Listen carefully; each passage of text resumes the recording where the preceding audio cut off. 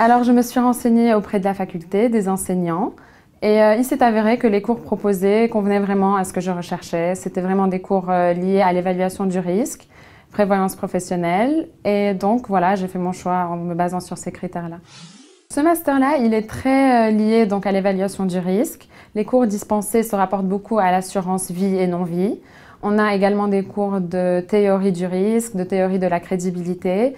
Et il faut aussi savoir que les outils informatiques sont très importants, surtout pour pouvoir modéliser le risque une fois qu'on veut vraiment étudier un projet. Parce qu'une fois qu'on est embauché dans une entreprise, on va nous demander de faire un modèle pour pouvoir évaluer le risque.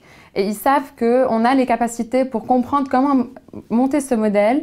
Donc on ne peut pas l'expliquer à quelqu'un qui a fait de l'informatique. Il ne comprendrait pas vu que c'est nous qui avons fait la formation. Donc quelque part, on doit nous savoir manier ces outils informatiques pour pouvoir faire le modèle nous-mêmes. Alors moi, je pensais que ce serait moins théorique que ça. Finalement, ça s'est avéré être quand même très théorique et très axé sur les mathématiques. Et par rapport à la charge de travail, elle était quand même assez grande. Il faut savoir qu'on rend des projets toutes les semaines, des séries d'exercices, qu'on fait des projets de modélisation avec des programmes informatiques. Donc il y a vraiment une grande charge de travail par rapport au bachelor.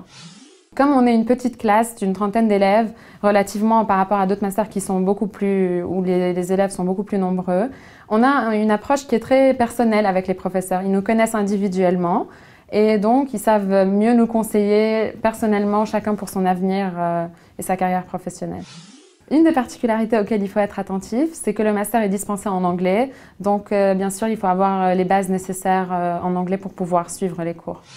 Pour le dernier semestre de cours, on a le choix entre soit effectuer un stage sur lequel on va baser notre mémoire, soit faire un mémoire académique. Et donc, à ce moment-là, on est libre de choisir le sujet qui sera bien sûr plutôt théorique, sur lequel on va baser notre étude. Moi, j'ai préféré le stage parce que j'ai vraiment envie d'acquérir ce côté pratique au sein d'une entreprise. Alors, si je peux donner un conseil pour mieux s'en sortir après au niveau professionnel, c'est d'essayer de prendre quelques cours d'allemand au cours de ces 2 années de master parce que les actuaires sont souvent basés à Zurich. À l'issue de ce master, j'envisage de travailler dans la prévoyance professionnelle avec l'idée de me lancer dans le conseil plus tard, une fois que j'aurai acquis assez d'expérience pour cela.